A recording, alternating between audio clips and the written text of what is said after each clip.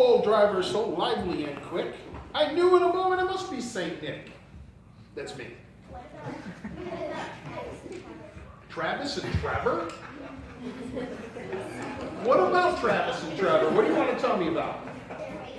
They're reindeer, Travis and Trevor. Yeah, they don't get to be on the sleigh yet. They're still learning. What fictional book did you read about Travis and Trevor? What? Prancer and Dancer. More rapid than eagles, as coursers they came. And he whistled and shouted and called them by name. What's the name of one of my reindeer? Rudolph. Dancer. Prancer.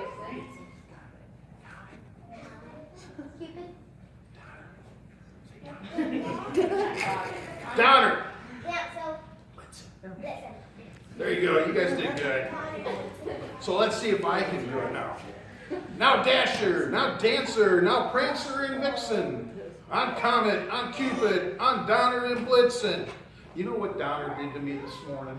I was out feeding my reindeer like I do every day. I go out and I say good morning to them, see how they're doing.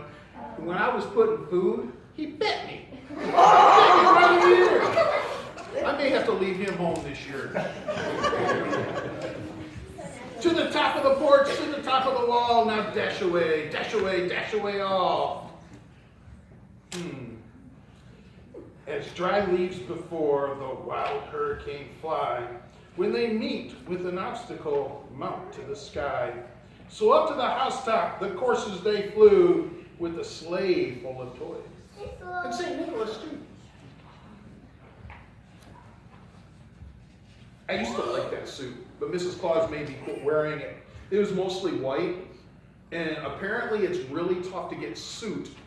You know, the stuff from ashes out of a white suit, and she was mad at me for like weeks after Christmas every year. She'd be scrubbing on that. I'd have to avoid her. Boy, I had to get her some presents afterwards. And then in a twinkling, I heard on the roof the prancing and pawing of each little hoof, hoof, hoof. As I drew in my head and was turning around, down the chimney St. Nicholas came with a bound. He was dressed all in fur from his head to his foot, and his clothes were all tarnished with ashes and soot. There we go, that's where Mrs. Claus goes,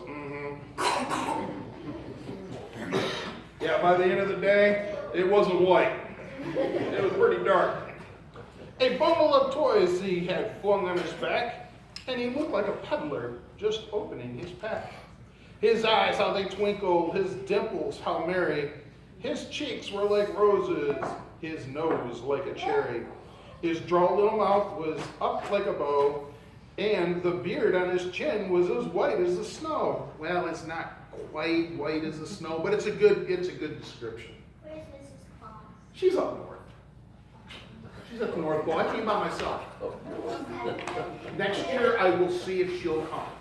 She's usually pretty busy because she's got to feed all the elves who are working really hard. Okay.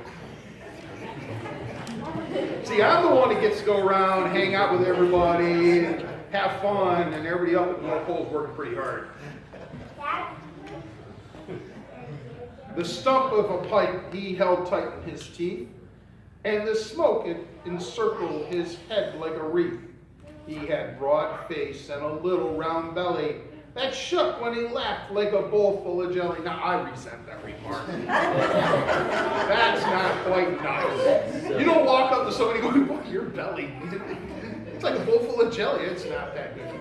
And I no longer have a pipe. Because I found out that that's bad for you, right?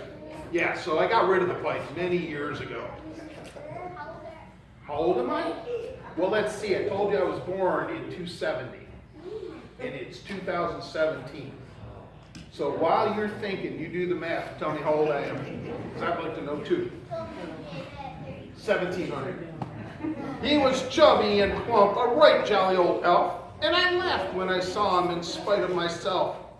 A wink of his eyes and a twist of his head soon gave me to know I had nothing to dread. Do you ever worry about me coming in the house? No. No. You do? What? What? What you got?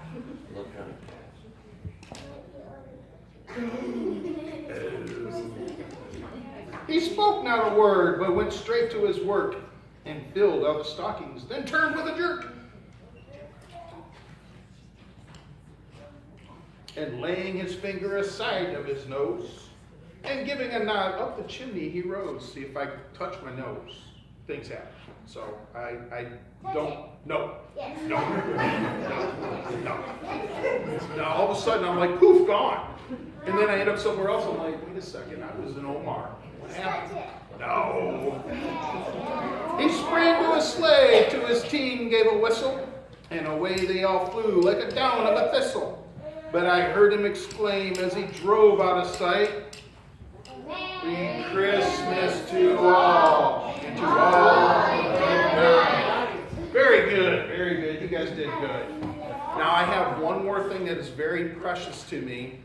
Somebody wrote this, and I think it is the best description of what Santa does at Christmas.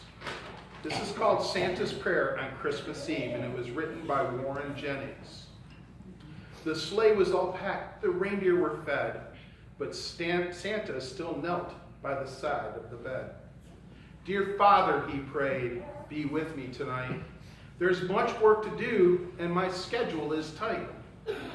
I must jump in my sleigh and streak through the sky, knowing full well that reindeer can't fly. I will visit each household before first light. I'll cover the world, and all in one night. With sleigh bells a ringing, I'll land on each roof, amid the soft clatter of each little hoof. To get in the house is the difficult part, so I'll slide down the chimney of each child's heart. My sack will hold toys to grant all their wishes. The supply will be endless, like the loaves and the fishes.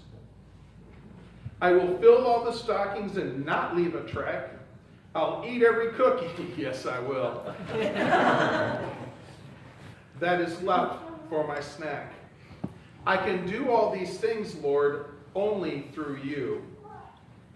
I just need your blessing, then it's easy to do. All this is to honor the birth of the one that was sent to redeem us, your holy Son. So to all my friends, least your glory I rob, please, Lord, remind them who gave me this job." Amen. People get so hung up on